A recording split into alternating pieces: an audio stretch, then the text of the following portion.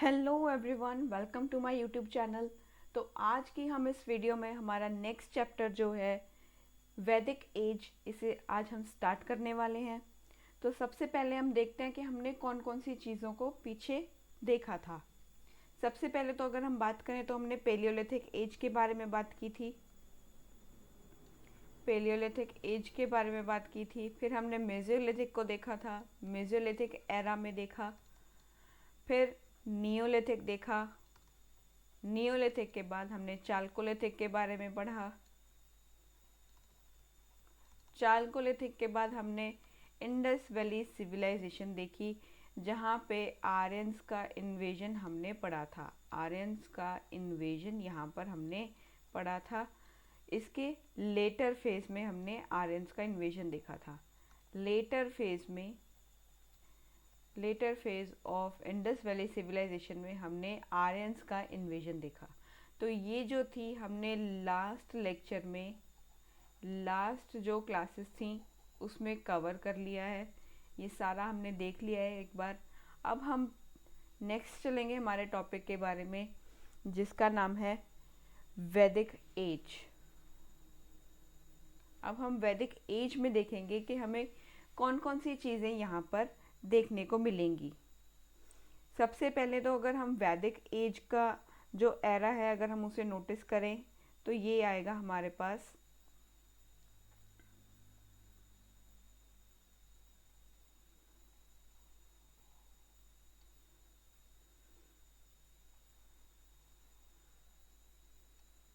ये स्टार्ट होता है 1500 BCE से, और कहाँ तक जाएगा, 1000 BCE तक जाएगा। ये जो एरा है यहाँ पर हम देखेंगे अर्ली वैदिक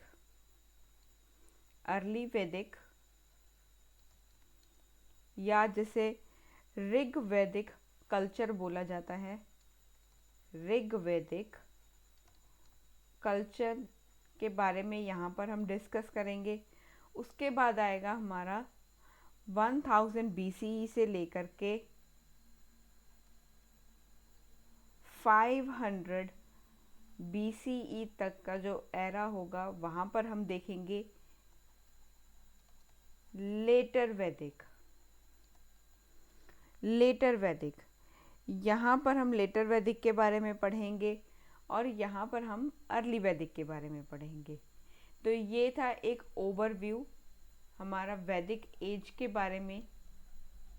ये मैंने वैदिक एज के बारे में एक छोटा सा जो है वो आपको बताया है। वे कहाँ से कहाँ तक का जो इसका टाइम पीरियड होता है वो कहाँ से कहाँ तक का है।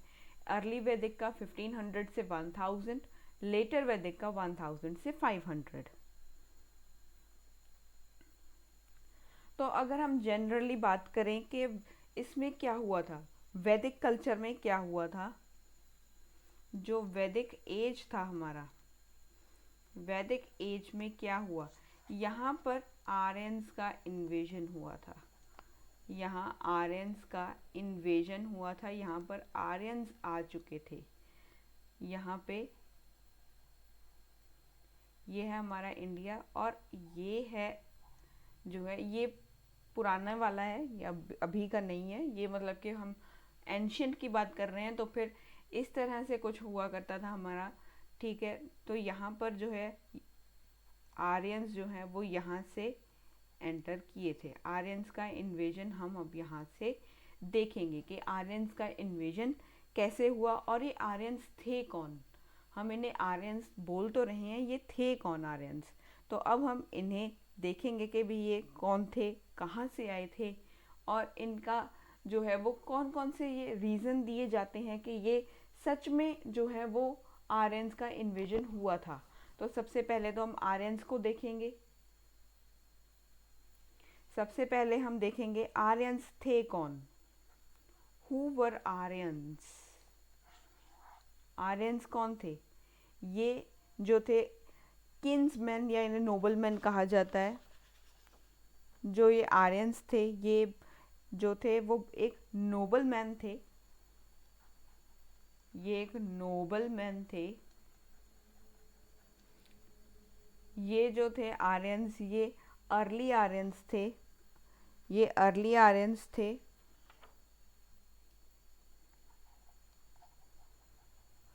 इन्हें अर्ली आर्यंस भी कहा जाता है क्योंकि इनकी जो लैंग्वेज थी, अर्ली आर्यंस की जो लैंग्वेज ये लोग बोलते थे, इनकी लैंग्वेज जो थी वो कौन सी थी? वो थी Indo European language. Indo European language, ये इंडो यूरोपियन लैंग्वेज बोलते थे। ये लैंग्वेज का इन्होंने यूज़ किया। और ये कहाँ से आए थे? ये कहाँ से आए थे? They belong to, Aryans belong to steppe. ये जो है कॉन्टिनेंटल जो है हमारा, जो साउथ एशिया की तरफ से ये जो है वहाँ से आए थे। मतलब कि अगर हम बात करें, हमने लास्ट में देखा था यहाँ से, मतलब कि ये जो हमारा साउथ एशिया का जो कॉन्टिनेंट था, इन्हें माना जाता है कि ये स्टेपीज जो कॉन्टिनेंट था, यहाँ पर जो स्टेपीज कॉन्टिनेंट था, ये यहाँ से आए थे, जो सदर्न रशिया से था। सॉरी, साउथ एशिया से नहीं, साउथ रशिया से था। सदर्न रशिया से जो था, ये यहाँ से एंटर किए थे, ये यहाँ से आए थे सेंट्रल एशिया की तरफ। इन्होंने साउथ रशिया से ये आए थे, सेंट्रल एशिया में इन्होंने इन्वेड किया था। तो ये एक स्टेपीज जो है, ये एक जगह है जहाँ से ये लोग आए थे, जहाँ का जो टेम्परेट क्लाइमेट यहाँ पर पाया जाता है। जो स्टेपीज है, ये एक जगह है जहाँ पे जो टेम्परेट क्लाइमेट है, वहाँ से ये लोग आए थे। स्टेपीज, साउथ रशिया से ये लोग, साउथ रशिया से ये लोग कहाँ आए थे? To Central Asia. ये साउथ रशिया से सेंट्रल एशिया में आए थे।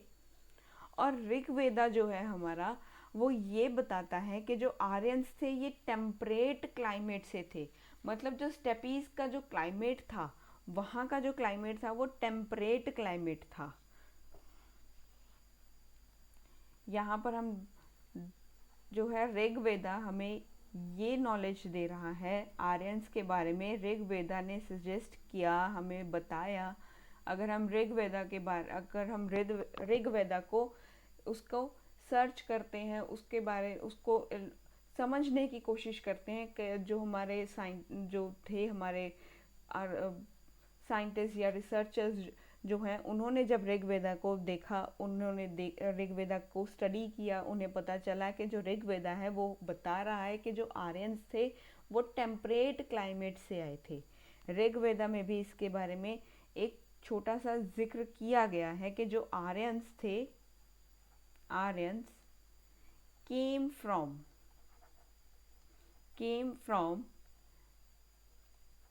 Temperate climate. टेम्परेट क्लाइमेट से ये लोग आए थे। और ये जो थे, ये पेस्टोरल थे।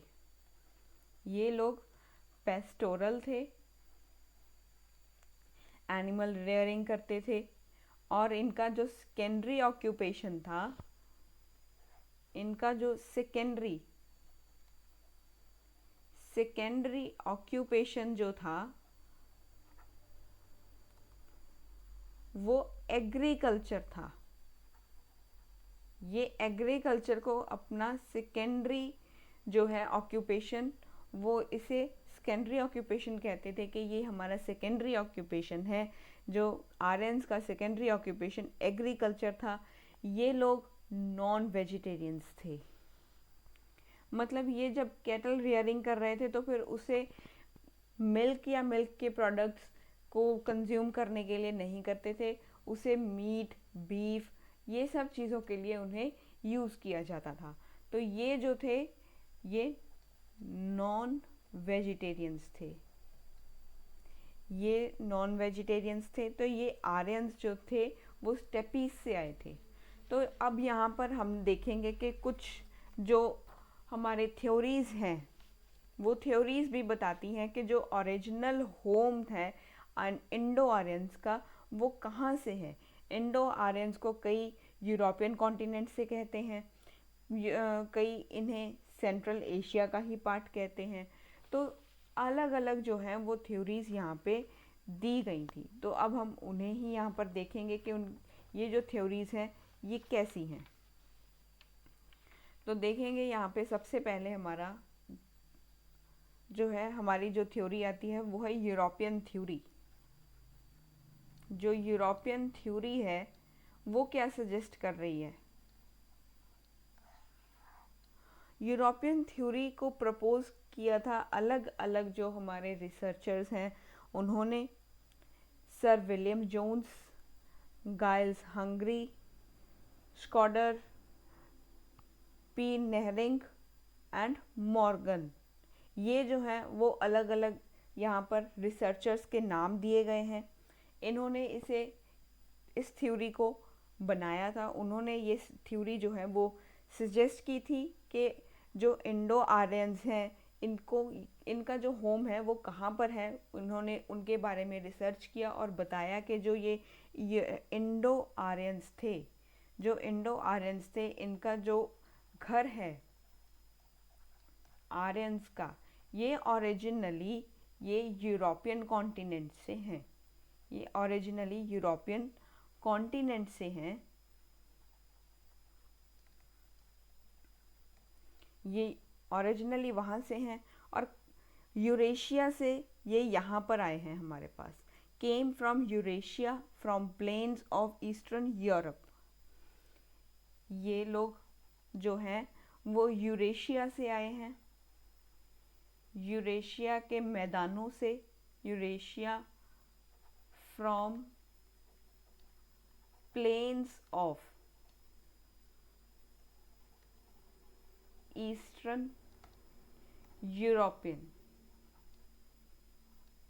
ये जो ईस्टर्न यूरोप है, यूरोप के ईस्ट से, उसके ईस्ट के जो मैदान थे वहाँ से ये यहाँ हमारे सेंट्रल एशिया में आए, हमारे इंडिया में इन्होंने एंटर किया। तो ये जो है हमें पता लगता है कि इनका जो ओरिजिन है ये यूरोपियन कॉन्टिनेंट्स के साथ इनका जो है लिंक वो हमें दिखाई दे रहा था। ये जो थे आर्यंस, ये सेमी नोमैडिक थे। और ये कैसे पता चला कि ये लोग यूरोपियन कॉन्टिनेंट से आए थे, इसके लिए कुछ अलग अलग यहाँ पर एविडेंसेस लिए गए हैं। लैंग्वेज के बेसिस के ऊपर यहाँ पर एविडेंसेस लिए गए हैं। यहाँ पर एविडेंस लिया गया है लैंग्वेज को बेस कंसीडर करके, कि भी एविडेंस इनके लैंग्वेज से पता चला। जैसे कि संस्कृत वर्ड जो है मैत्री एंड पैत्री, और इसे लैटिन में मैटर एंड पैटर कहा जाता है। संस्कृत के कुछ वर्ड्स हैं जैसे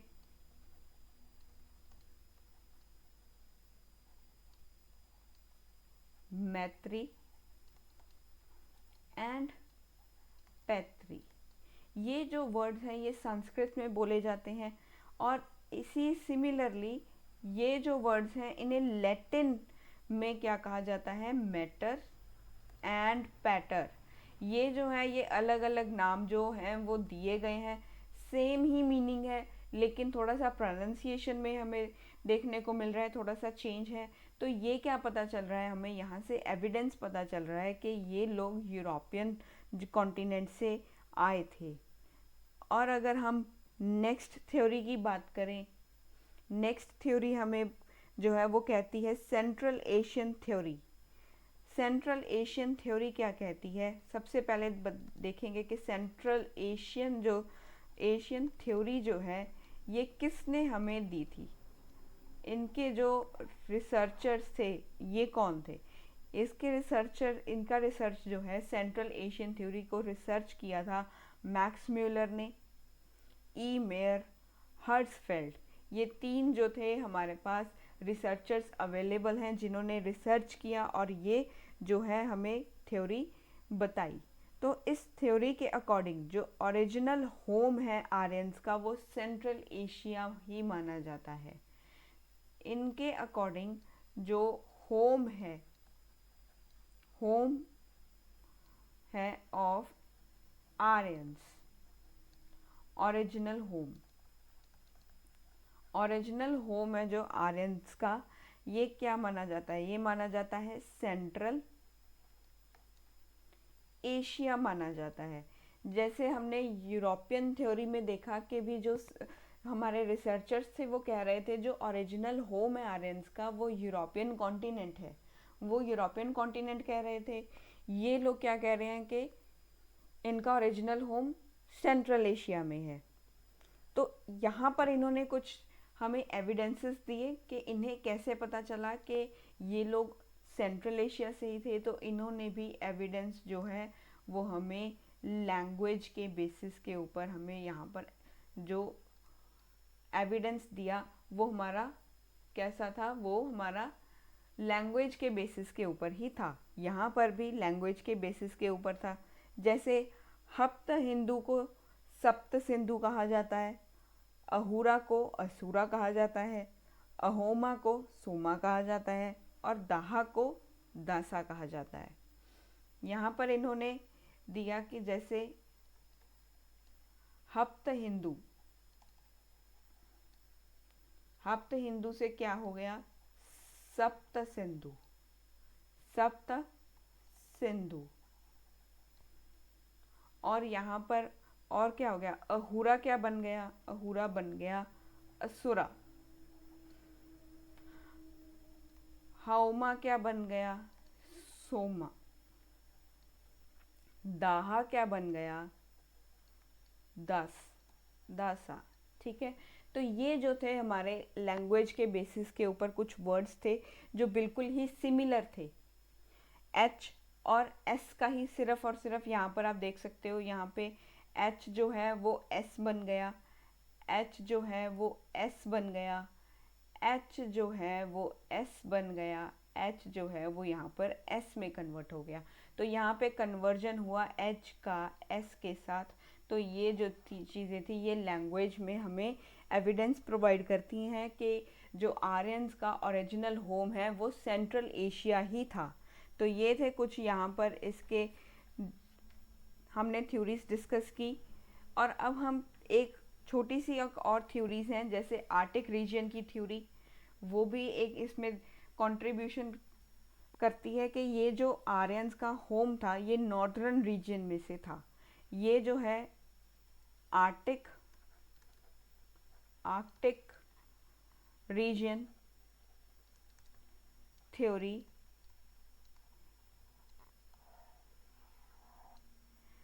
इसे जो रिसर्च किया गया था वो किया गया था बाल गंगाधर तिलक के, बाल गंगाधर तिलक ने इसे प्रपोज किया था ये थ्योरी को। ये थ्योरी किसने बनाई थी? ये बाल गंगाधर तिलक ने बनाई थी।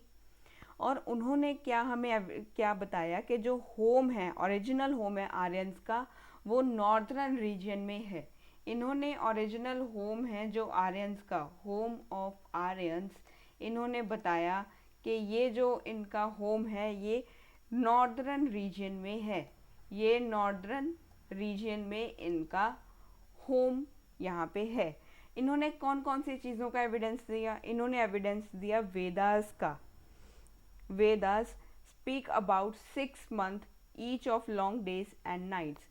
इन्होंने कहा कि भी जो वेदास थे वो उन्होंने वेदास के अंदर लिखा हुआ है, वो वेदास भी हमें ये बताते हैं कि जो 6 महीने में हर जो एक लंबी रात आती है और एक लंबा दिन होता है, ये सब चीज़ें आर्टिक रीजन में ही देखने को मिलती हैं। जैसे अगर हम बात करें कि अब स्कैंडिनेवियन कंट्रीज़ की अगर हम बात करें, जैसे नॉर्वे या कोई जो कंट्रीज़ हैं जैसे नॉर्वे हो गया, फिनलैंड हो गया, ये जो कंट्रीज़ हैं यहाँ पर ज़्यादा से ज़्यादा हमें क्या देखने को मिलता है कि यहाँ पर जो 6 महीने जो होते हैं उसमें बहुत ज़्यादा लंबा दिन होता है या 6 महीने लंबी रात रहती है। तो आपने कभी देखा होगा, यूट्यूब के ऊपर आया होगा कि भी यहाँ एक ऐसी कंट्री है जिसमें सबसे जिसमें कभी रात ही नहीं होती। तो ये जो है वो कंट्रीज़ अलग अलग जो स्कैंडिनेवियन कंट्रीज़ हैं, हमारे अर्थ के अकॉर्डिंग, उसकी जोग्राफी के अकॉर्डिंग यहाँ पर जो है वहाँ पे 6 महीने लंबा दिन और 6 महीने लंबी रात रहती है। तो जोग्राफिकल फैक्टर्स के अकॉर्डिंग उन्होंने सजेशन दिया कि भी ये जो आर्टिक रीजन है, ये चीज़ें सिर्फ आर्टिक रीजन में ही हो सकती हैं, वहाँ पर ही हमें देखने को मिली। ये चीज़ें वेदास ने बताई, और वेदास से को पढ़ के बाल गंगाधर तिलक ने ये थ्योरी हमें दी थी। तो ये इन्होंने एविडेंस कहाँ से लिया है? इन्होंने ये एविडेंस वेदास में से लिया है, कि जो वेदास हैं वो खुद ये बात कह रहे हैं कि 6 महीने की एक लंबे दिन और लंबी रात वाली जगह से ये लोग यहाँ पर आए हैं, मतलब आर्टिक रीजियन से आए हैं, जहाँ पे 6 महीने 6 month each of long day and nights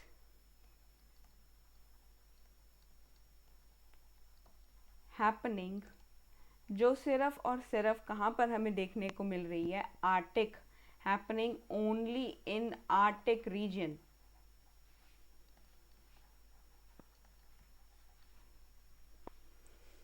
एक यहाँ पर हम एक छोटी सी थ्योरी और डिस्कस करेंगे। एक है तिब्बत थ्योरी और एक है हमारे पास इंडियन थ्योरी। इन्होंने भी यही बताया कि ये जो हमारे आर्यंस थे, इनका जो है ये इनका रेफरेंस हमें वेदास से मिलता है और आर्यंस टेक्स्ट में से मिलता है, और ये लोग जो है ये इंडिजीनियस ही थे, यहाँ के ही रहने वाले थे, ये सब कॉन्टिनेंट में ही पाए जाते थे। ठीक है, ये जो थ्योरीज हैं हमारी, और दो थ्योरीज थी हमारे पास। एक थी तिब्बत थ्योरी, जिसे स्वामी दयानंद सरस्वती जी ने दिया था। स्वामी दयानंद सरस्वती जी ने दिया था, और इन्होंने इसके जो एविडेंस है वो वेदास में से लिए थे। इन्होंने जो तिब्बत थ्योरी के जो एविडेंस है वो वेदास से लिए थे। और जो हमारे इंडियन थ्योरी जो है, ये जो है इसने भी हमें बताया कि भी जो इसने एविडेंस दिया कि जो होम ऑफ आर्यन है, होम ऑफ आर्यन जो है वो ओरिजिनली इंडिजीनियस ही है, वो सब कॉन्टिनेंट में ही पाए जाते थे। तो ये जो थ्योरीज हैं वो अलग अलग जो चीज़ें बता रही थी कि इनका ओरिजिन कहाँ से था। तो ये थ्योरीज अब हमने डिस्कस कर ली। अब हम आगे बात करेंगे हमारे वैदिक एज के बारे में, जहाँ पर हम बात करेंगे अर्ली वैदिक और लेटर वैदिक टेक्स्ट के बारे में। यहाँ पर हम वैदिक एज में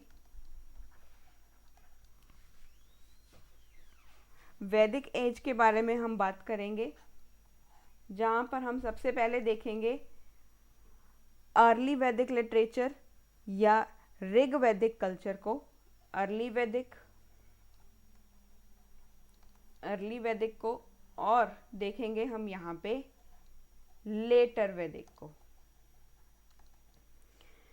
अर्ली वैदिक में हम अगर देखें तो ये जो टाइम है ये 1500 से लेकर के 1000 BC तक है, और इसमें हम इंक्लूड करेंगे ऋग्वेदा संहितास को। यहाँ पर हम बात करेंगे ऋग्वेदास के बारे में, यहाँ पे ऋग्वेदा के बारे में हम बात करेंगे। और ये जो बुक है हम बात कर सकते हैं कि इसे फैमिली बुक भी कहा जाता है, ऋग्वैदिक संहिता। और इस तरह की जो फैमिली के रिलेटेड जो टेक्स्ट थे इन्हें फैमिली बुक कहा जाता है। और इनका जो कंपोजिशन है ये एट्रीब्यूटेड है टू द सर्टेन पोइट्स। कुछ पोइट्स ने इनको कंपोज किया है, जैसे विश्वामित्र, अत्रि, गृत्समदा, वशिष्ठा, भरद्वाज। इन्होंने यहाँ पर कुछ पोइट्स के हमें जो है उनके नाम देखने को मिलते हैं, जिन्होंने ये जो बुक्स हैं इनको जो है कंपोज किया था। जो कंपोजिशंस हैं, जो कंपोजिशंस यहाँ पर दिख रही हैं वो ये इनके जो पोएट्स हैं, इनके नाम हैं हमारे पास विश्वामित्र,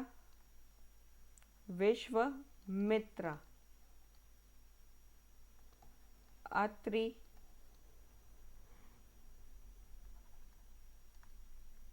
गृत्समदा। ये जो है ये पोइट्स हैं जिन्होंने फैमिली बुक्स, और ये जो वैदिक के एज में हमने फैमिली के रिलेटेड जो टेक्स्ट को देखा, ऋग्वेदा के साथ साथ यहाँ पर हमने जो फैमिली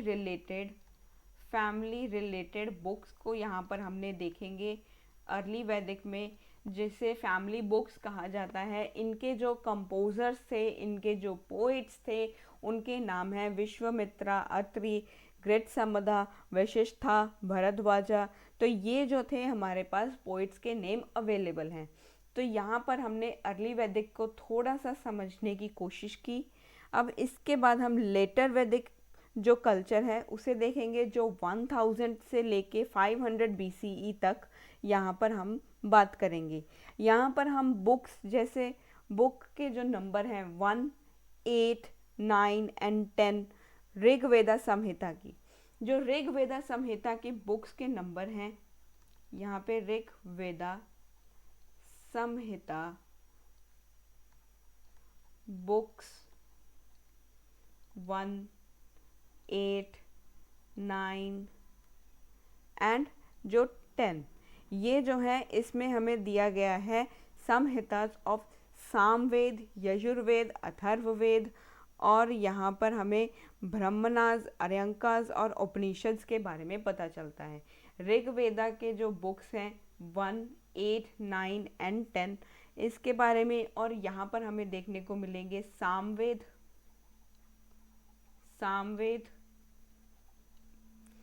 यजुर्वेद, अथर्ववेद,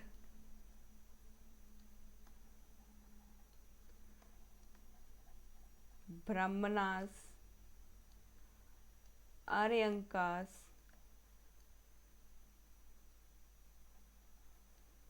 और साथ ही साथ यहाँ पे उपनिषद्स को भी हम यहाँ पर देखेंगे। उपनिषद्स के बारे में भी हम यहाँ पर पढ़ेंगे। तो ये जो था हम लेटर वैदिक में देखेंगे। अर्ली वैदिक में हमने ऋग्वेदा देखा, ऋग्वेदा के साथ जो फैमिली रिलेटेड बुक्स थी उनके बारे में देखा। लेटर वैदिक में ऋग्वेदा संहिता की जो बुक नंबर 1, 8, 9 और 10 है, इनके बारे में देखेंगे। साथ ही साथ हम यहाँ पे सामवेद, यजुर्वेद, अथर्ववेद, इनके बारे में पढ़ेंगे। ब्रह्मणास के बारे में देखेंगे, अर्यंकास के बारे में पढ़ेंगे, उपनिषद्स के बारे में पढ़ेंगे। तो ये जो आया हमारे पास लेटर वैदिक एज में हमें देखने को मिला। तो सबसे पहले हम स्टार्ट करते हैं हमारे वैदिक कल्चर के साथ। वैदिक कल्चर, वैदिक कल्चर या वैदिक लिटरेचर, वैदिक लिटरेचर। यहाँ पे जो वर्ड वेदा है, वर्ड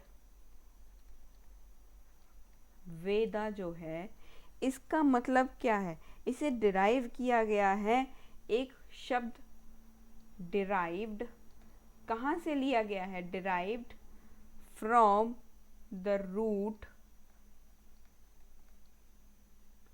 VID, वेद से इसे लिया गया है, जिसका मतलब होता है टू नो और नॉलेज, टू नो और नॉलेज। ये जो वेदास हैं, इसमें क्या होता है, यहाँ पर एक श्रुति होती है। यहाँ पे श्रुति अभी एक चीज जिसे हम सुन सकते हैं, श्रुति होती है जिसे हम सुन सकते हैं। यहाँ पर इसे, यहाँ वेदास में इसे श्रुति का एक स्टेटस वेदास को दिया गया है कि इसे हम सुन सकते हैं। तो ये एक सुनने के बारे में है जो ऑरली ही ट्रांसमिट की जाती है, बोलकर इसे बताया जाता है और इसे सुना जाता है। तो ये था, इसे लिखा तो बाद में गया था, वेदास को बाद में लिखा गया था। जो वेदास हैं ये ऑरली ट्रांसमिट किए जाते थे, वेदास को ऑरली ही पढ़ा जाता था और सुना जाता था। बाद में 11th सेंचुरी में इन्हें लिखा गया था। तो यहाँ पर हमारे पास 4 वेदास हैं, यहाँ पर हमारे पास 4 वेदास हैं, 4 वेदास हैं, और इन चारों वेदास के पास, इन चारों ही जो वेदास हैं, कौन कौन से वेदास हैं हमारे पास? एक तो है ऋग्वेद, सामवेद, यजुर्वेद और अथर्ववेद। ये जो 4 वेद हैं, इन चारों वेदों के पास एक संहिता है, एक ब्राह्मणा है, एक अर्यंका है और एक उपनिषद है। इन चारों के पास एक एक क्या है, 4 पार्ट्स में डिवाइडेड है। इनके पास, जैसे ऋग्वेदा की बात करें, ऋग्वेदा के पास एक संहिता है, एक इसके पास ब्राह्मणा है, एक अर्यंका है और एक उपनिषद है, और एक उपनिषद है। तो यही सेम चीज़ सामवेद के पास होगी, सेम चीज़ यजुर्वेद के पास होगी, सेम ही अथर्ववेद के पास होगी। हर वेद के पास अपना एक संहिता है, ब्राह्मणा है, अर्यंका है, उपनिषद है। तो ये है हमारे जो है अलग अलग जो संहितास के बारे में हमने बात की। तो अब हम डिस्कस करेंगे ऋग्वेदा को हमारे डिटेलिंग में। आज हम सिर्फ जो 4 वेदास हैं उनके बारे में ही डिस्कस करेंगे। जो ब्राह्मण्स हैं, ब्राह्मणास जो हैं, इनके बारे में हम नेक्स्ट क्लास में देखेंगे। तो सबसे पहले हम देखेंगे यहाँ पे हमारे पास ऋग्वेदा जो है उसमें क्या क्या चीज़ें हमारे पास मेंशन्ड है।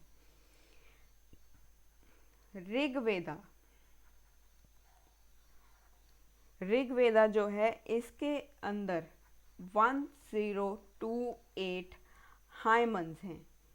ऋग्वेदा में 1028 हाइमन्स हैं, जो 10 मंडल्स या जिन्हें बुक्स कहा जाता है, मंडल्स जो होती हैं वो बुक्स होती हैं। ये 10 मंडल्स में 10 मंडल्स में डिवाइडेड हैं, 10 मंडल्स में डिवाइडेड हैं।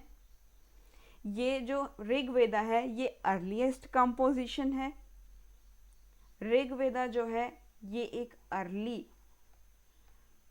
कंपोजिशन है, अर्ली कंपोजिशन है। जो क्या बता रही है, ये हमें किस चीज़ के बारे में बताती है? Depict the life of early वैदिक पीपल। ये हमें बताती है कि जो अर्ली वैदिक लोग थे उनकी ज़िंदगी कैसी थी, वो कैसे रह रहे थे, उनके बारे में हमें पूरी जो डिटेलिंग है वो ऋग्वेदा में हमें देखने को मिलती है। ऋग्वेदा में सबसे पहले यहाँ पर 1028 हाइमन्स का कलेक्शन है, जिसे डिवाइड किया जाता है 10 मंडल्स में डिवाइड किया जाता है, 10 बुक्स में डिवाइड किया जाता है। ये जो है ऋग्वेदा ये अर्लीस्ट कंपोजिशन है जिसमें लाइफ ऑफ अर्ली वैदिक पीपल के बारे में बताया जाता है। तो यहाँ पर जो ऋग्वेदा है इसे इंक्लूड किया गया यूनेस्को के लिस्ट ऑफ लिटरेचर में, जो सिग्निफाई कर रहा है वर्ल्ड ह्यूमन हेरिटेज को। तो ये बहुत ही इम्पॉर्टेंट है। उससे पहले हम बात करेंगे यहाँ पर जो अर्लीस्ट मंडल्स थे, जो सबसे पहले जो मंडल्स थे वो कौन से थे?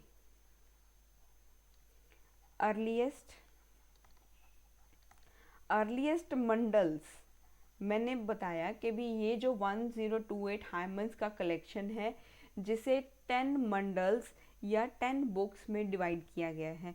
तो यहाँ पर अर्लीस्ट मंडल्स भी होंगे, ठीक है। अर्लीस्ट मंडल कौन कौन से थे? सेकेंड टू सेवेंथ, ये जो थे सेकेंड मंडल से लेके सेवेंथ तक, ये जो थे हमारे फैमिली बुक्स को इन्हें कहा जाता है। These are called the family books. ये फैमिली बुक्स थी जिन्हें अर्लीस्ट मंडल कहा जाता है। फिर आता है हमारे पास मंडल 8, मंडल 8, जिसमें कान्वास फैमिली के बारे में ये रिलेट किया जाता है, mostly relate to canvas family, mostly relate to canvas family.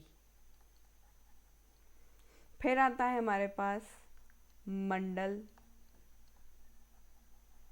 9, जिसमें कंपाइलेशन है सोम हाइमन्स के बारे में, जिसमें सोम हाइमन्स का कंपाइलेशन हमें मिलता है।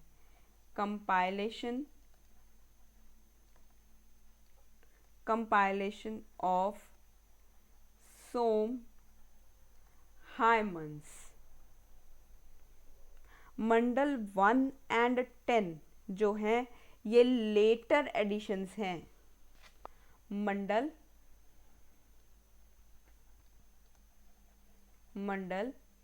1 एंड 10 जो हैं ये कौन से हैं? ये हमारे लेटर एडिशंस हैं।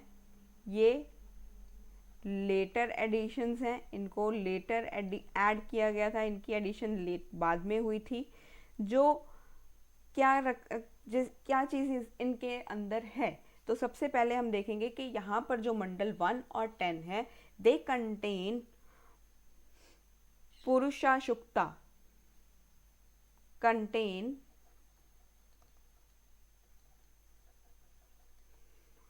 पुरुषाशुक्ता,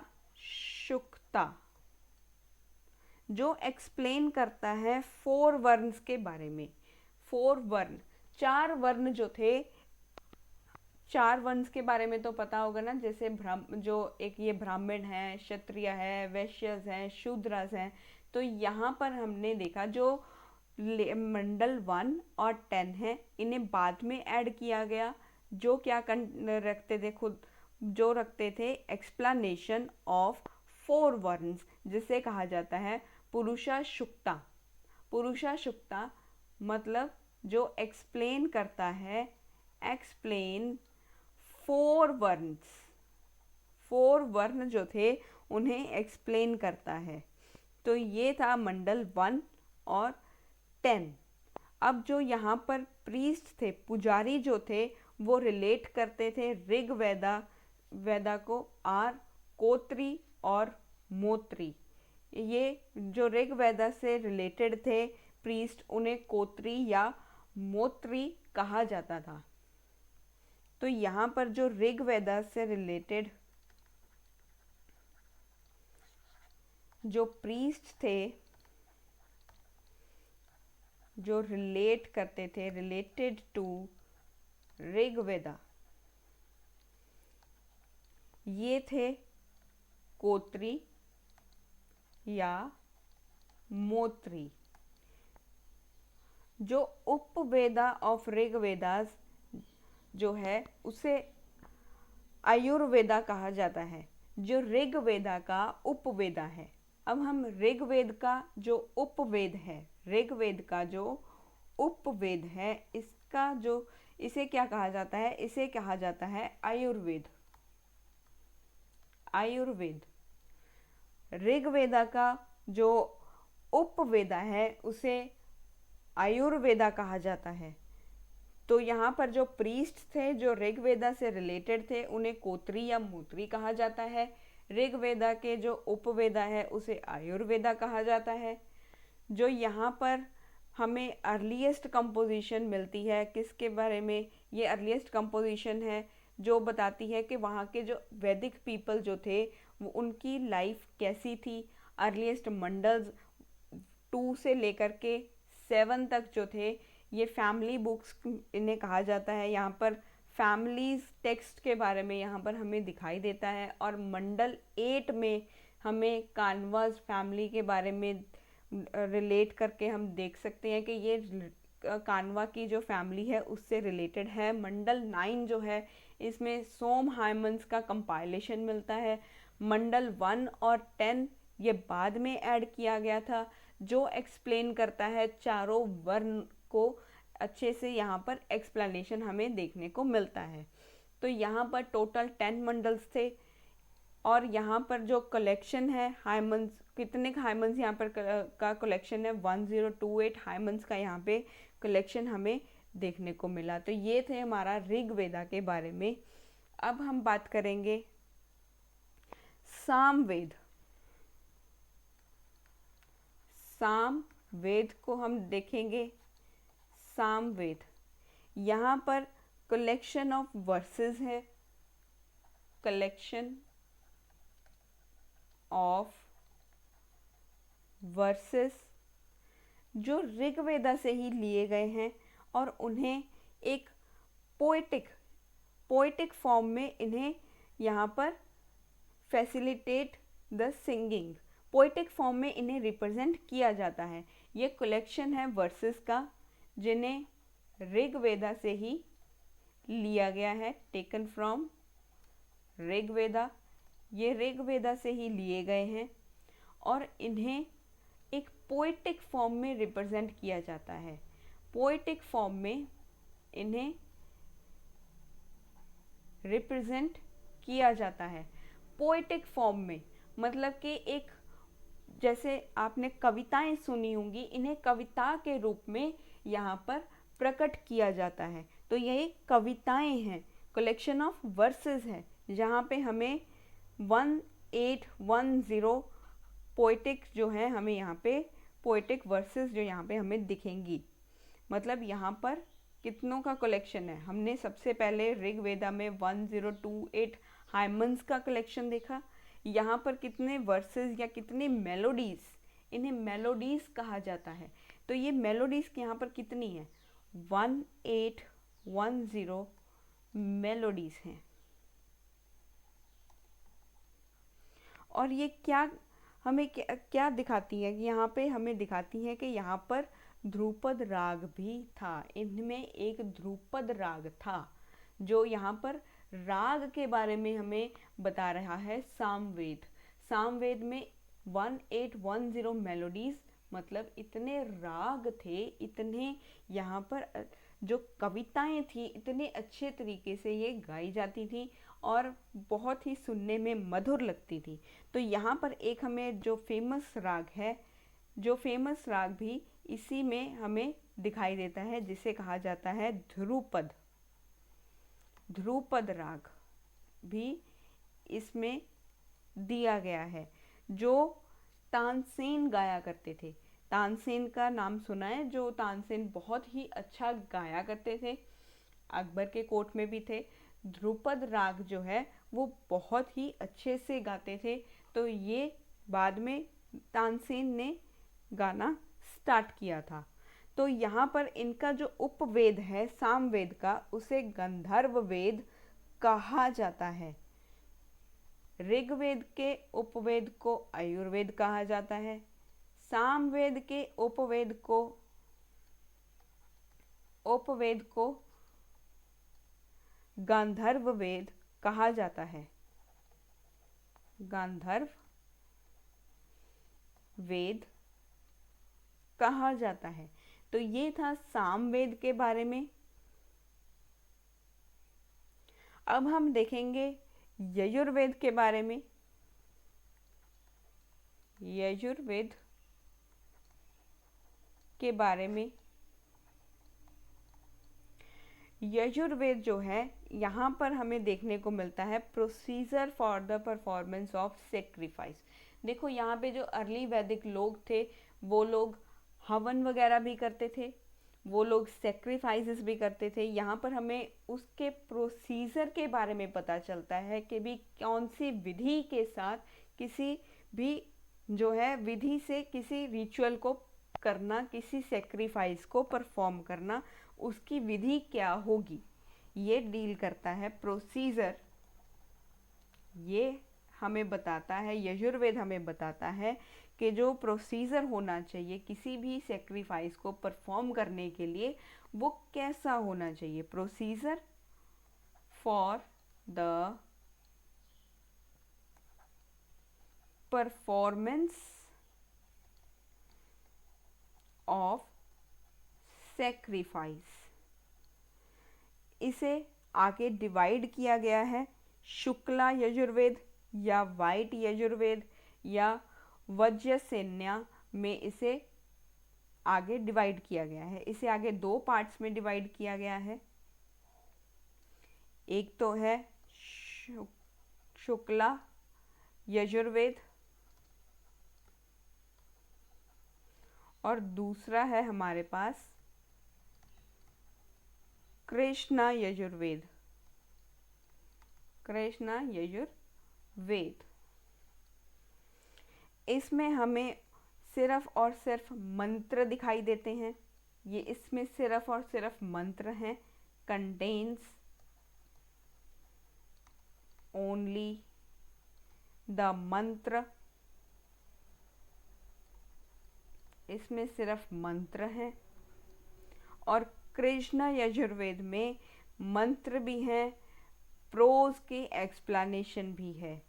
यहाँ पे दोनों है, यहाँ पे बोथ मंत्र, यहाँ पे मंत्र भी हैं एंड जो प्रोज दिए गए हैं इनकी एक्सप्लेनेशन भी है। एक्सप्लेनेशन भी यहाँ पर दी गई है।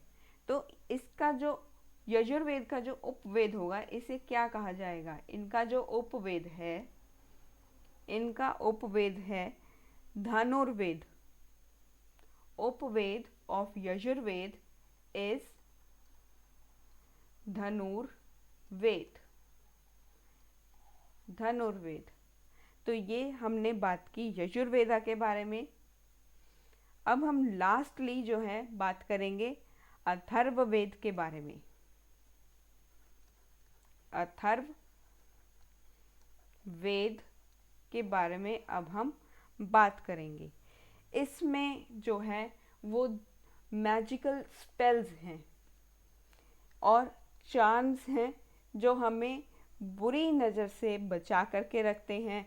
हम कभी कभी सुना होगा ना, आपके जो मम्मियाँ हैं, जो हमारी दादी वगैरह हैं, वो कहती हैं कि भाई इसे नज़र लग चुकी है या इसके ऊपर किसी ने कुछ करवा दिया, बुरा साया इसके ऊपर है ना। तो वो चीज़ें जो हैं उनको हटाने के लिए जो हैं वो मैजिकल स्पेल्स जो हैं वो यहाँ पर दिए गए हैं कि ये जो जादुई जो स्पेल्स हैं इन्हें पढ़ो, इनसे जो है इन बुरी जो नज़र है वो उतारी जा सकती है और जो है बीमारी वगैरह जो है उससे वो ठीक किया जा सकता है। तो इसमें मैजिकल स्पेल्स एंड चार्म्स हैं। इसमें मैजिकल स्पेल्स एंड चार्म है, इसमें उसके बारे में डिस्कस किया गया है।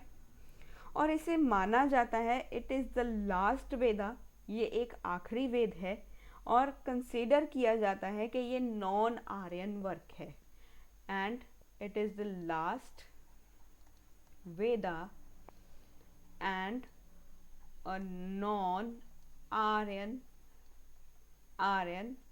वर्क।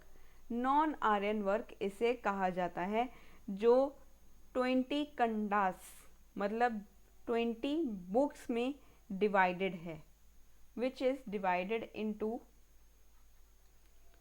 20 कंडास। कंडास को बुक कहा गया है, कंडास बुक्स हैं जिसमें 711 हायमन्स हैं, 711 हायमन्स हैं। और इसमें गोपथा ब्राह्मण के बारे में भी दिया गया है। एंड इट कंटेन्स गोपथा ब्राह्मणा, एंड इट contains गोपथा ब्राह्मण्स। और उपवेदा ऑफ अथर्ववेद क्या है? उपवेदा जो है अथर्ववेद का, उसे शिल्पा वेदा कहा जाता है। शिल्पा वेदा कहा जाता है। अथर्ववेद के जो उपवेदा हैं उसे शिल्पा वेदा कहा जाता है। तो ये हमने आज डिस्कस किए चारों के चारों वेद के बारे में, इनके उपवेद के बारे में हमने देखा, और इनमें कौन कौन सी चीज़ें हैं। जैसे अथर्ववेद में collection of magical spells and charms के बारे में पता चलता है, ताकि जो इविल स्पिरिट्स हैं या बुरी नज़र है, हमें इन सब चीज़ों से हमें जो बचा करके रखती हैं, इनके बारे में है। तो जो यजुर्वेद था, इसमें हमने देखा था कि यहाँ पर एक प्रोसीजर बताया गया है कि जो सेक्रीफाइस हैं वो कैसे परफॉर्म किए जाएंगे। ठीक है, इन सब चीज़ों को हमने आज यहाँ पे डिस्कस किया। आज इतना ही जो है हम डिस्कस करेंगे, बाकी का नेक्स्ट लेक्चर में डिस्कस करेंगे। बहुत ही टेक्निकल पार्ट है जिससे क्वेश्चंस आने के चांसेस प्री में ज़्यादा होते हैं।